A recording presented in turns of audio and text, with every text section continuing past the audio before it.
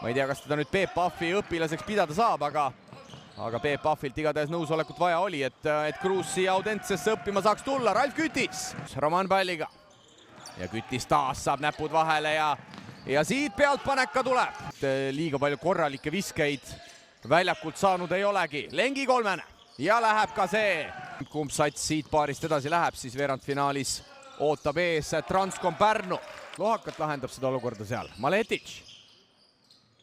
Ja Maletic lauapõrkest toob 2 punkti ära.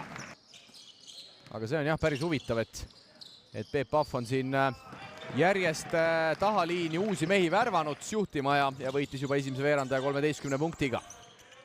Ja ega siin suure tõenäosusega täiesti üksi, aga paneb täiesti mööda ka. Ja Tammkivi on tõesti üks huvitavamaid viskemehi.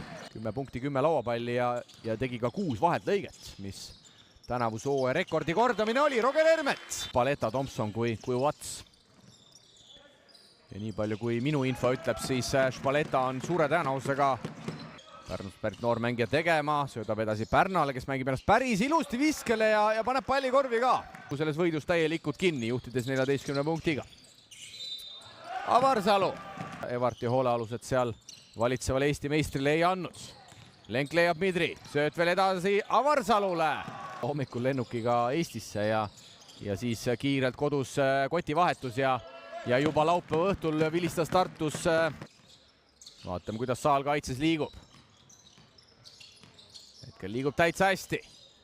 Romanilt raske viise, aga paneb selle. Rausberg kõvahäälselt rihmutab oma keskmängijat ja Roman paneb veel. Sellega on viigis. Ja Roman saab siit kas veel ka vahetlõike kirja? Ei. Ja saab ja siit tuleb resultatiivne sööt. Läti liigas keskmiselt 92 punkti, Audentesele esiliigas 86. Hermet, väga raske vise, aga no tundub, et tahtis. Ja Kütis siit veel saab rahvale silmaelu pealtpaneku näol pakkuda.